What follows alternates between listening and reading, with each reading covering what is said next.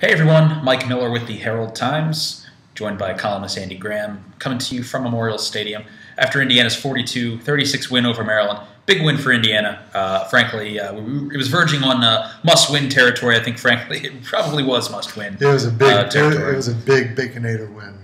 It was. We'll get to that in a second. Yeah, there's a smorgasbord of offensive fixins to this game. Yep. Namely, in the running game, this is a huge running performance for Indiana. 3 100-yard rushers. 5 different players scored on rushing touchdowns. For the first time ever, apparently. Yeah, against an FBS opponent. Yeah, that's right. Against an Is that against FBS opponent? In Indiana's football history, first time ever. So it was exactly the kind of response you probably wanted to see if you're an Indiana fan.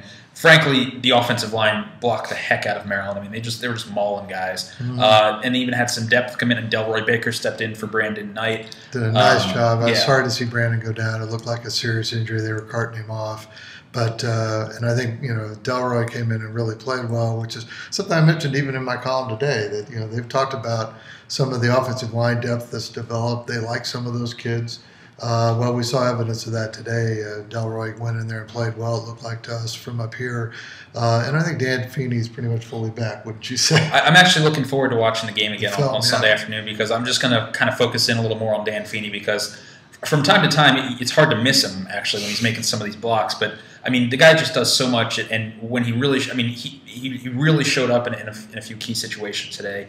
And I think, again, I mean, this offensive line, frankly, was just not getting the job done.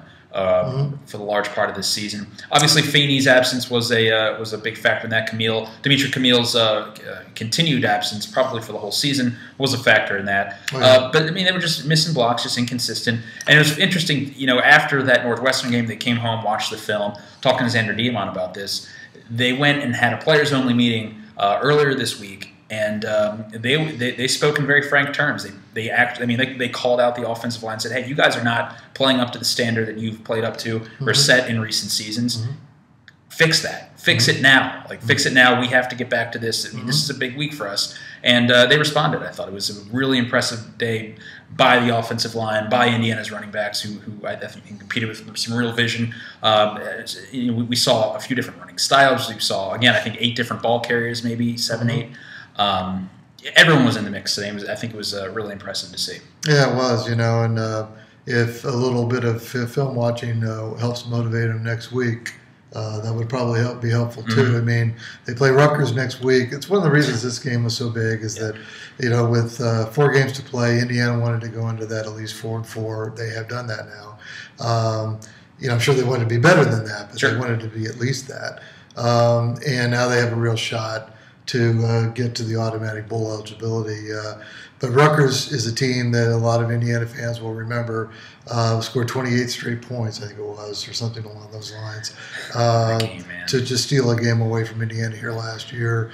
And if the Hoosiers watch any of that film, which they probably will, that probably is going to be a motivating factor also. But I think also what today does is it should make this team hungrier. I mean, it should make them understand, hey, this is how we can play. I mean, offensively, this is what we can do.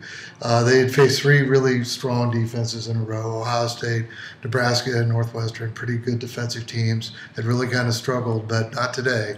650 yards of offense. I really was impressed by how Richard Lego seemed assured and very, very steady all day. Very sharp most of the time too. And I was impressed by how both he and Xander Diamant, handled the shuffling back and forth. There was one really key moment late in the game when Indiana was trying to run the clock out, and Diamant was on for the first 2 snaps because they're trying to run the ball and run some clock. But at 3rd and 5, they brought Lego in from the sidelines, and he completed a really clutch slant pass for the first down. It really kind of salted the game away. Is that the Ricky Jones? No, the Ricky Jones was that was. I'm sorry. Yeah, Ricky Jones was Diamant throwing. That's another thing I liked about Indiana today. As I said in the column, is that everybody understands that Diamant's strength primarily is his feet, and Lego's primary strength is his arm. But today, on a crucial touchdown drive, the first one of the third quarter, first one after halftime, to kind of set the tone of the second half, Diamant completed a really important 29-yard pass on a slant to Ricky Jones. And then 2 snaps later, Richard Lego carried the ball in from the 5. And that was really good to see. Indiana's play calling, I thought, was very innovative today, and it kept the defenses guessing. And you got to keep them honest. If Diamond has the ball, he can't run it every time. If Lego's out there, they can't throw it all the time with him. And I thought that sequence was really, if you're an Indiana fan, that was really good to see. It was a lot of fun watching that Big Bacon package. Now, officially, I don't know if they have to actually call it the Big Bacon package. According to Xander Diamond said he'd have to kill me or kill us if he told us the real name. Well, I heard one on the postgame radio show that I liked, Shake and Bake, which I.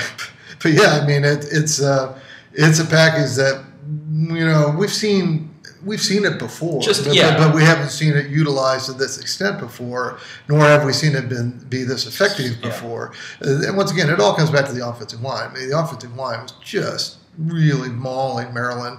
I mean, Tyler Nate is a big man, and it's like I said when I was writing up, Nate was player of the game for us, and when I was writing about that, it crossed my mind. I was wondering what was going through the minds of Maryland safeties when they saw that guy coming with a head of steam.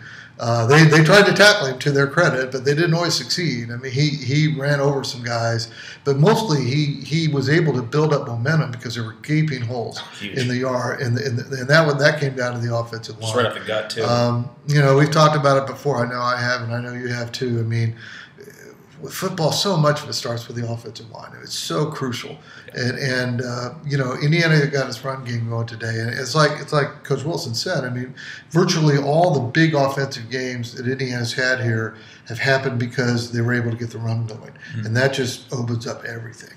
And we saw that today. I mean, sometimes you have to use the pass to set up the run, but the more conventional and more common way offenses break open is for the run to set up the pass, and we saw that today. Yeah, and especially right from the beginning too, we saw. I mean, I think Northwestern, I think they may have had as a team 84 rushing yards.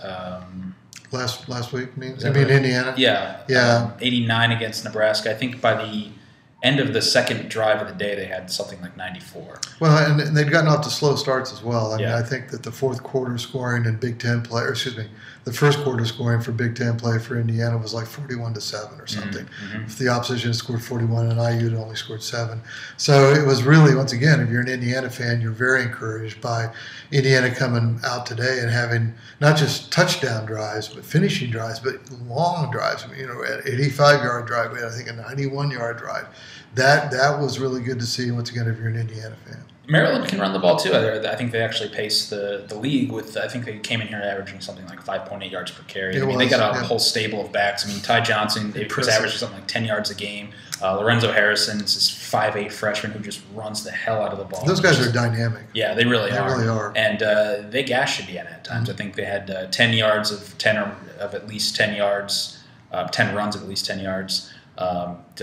Johnson had 160, something like that. Right. I mean, they found some holes too in Indiana's defense. So this was a day that Indiana actually had to not only respond but actually have some potency and efficiency on its offense. And finish drives, which it certainly did. I agree, and I happened to run into Tom Allen in the hallway when I was coming back up to the press box after the post game, and he looked like a happy and very relieved man because his defense got tested today. They were really challenged, and Maryland's challenged everybody pretty much that they've played so far this year with their offense, and it's hard to handle. I mean, there's a lot of good deception, a lot of misdirection. Indiana handled it better at times than others, but I mean, it was you could see from up here how difficult it was to read, and Perry Hills is really slick at running that thing. Where Maryland fell short a little bit, and this is what you have to try to make them do, is that Hills wasn't accurate on the deep ball. They weren't able to really hurt Indiana. They could have. They were like wide open guys, should have been touchdowns, but Hills couldn't hit them. And so that made Indiana able to stack the box a little bit more and to try to handle the run, but it still wasn't easy. It was a real challenge, and I think Maryland will challenge most teams that way. Next week at Rutgers, noon in Piscataway, New Brunswick. Where is this place? East Rutherford, somewhere around somewhere there. in New Jersey. Yeah. Again, we talked about this game through the lens of must-win ball game. Next week's important too because this is the one you go back to last spring. This is the one you point to and said, okay, they should win this game. They need to win this game, really, to have that reasonable course to 6 wins. And if they do win it, once again, you have a good chance, to not just win 6, maybe more. It's like last year they won 6. They should have won more because they blew the Rutgers game. Penn State could be a wild card coming in here. Penn State, must have played awfully well in the second half against Purdue. I think they scored 45 after halftime today or something like that. They finished with 62. Yeah, it was a lot. So Penn State's they're offensively much better now that they've gone to a spread attack. It's really suitable to McSorley, and that helps take some of the pressure off of their offensive line. They've been much better, so it'll be a big challenge. But first things first for Indiana, they need to go out and beat Rutgers. Yep. Rutgers, Purdue, you win those, you got 6, you get in the bowl, you lose those 2, frankly, just don't deserve to get there. So that's also true. Yeah, so we'll see what happens over this next week. We'll see you next week in New Jersey. Thanks, guys. Thanks.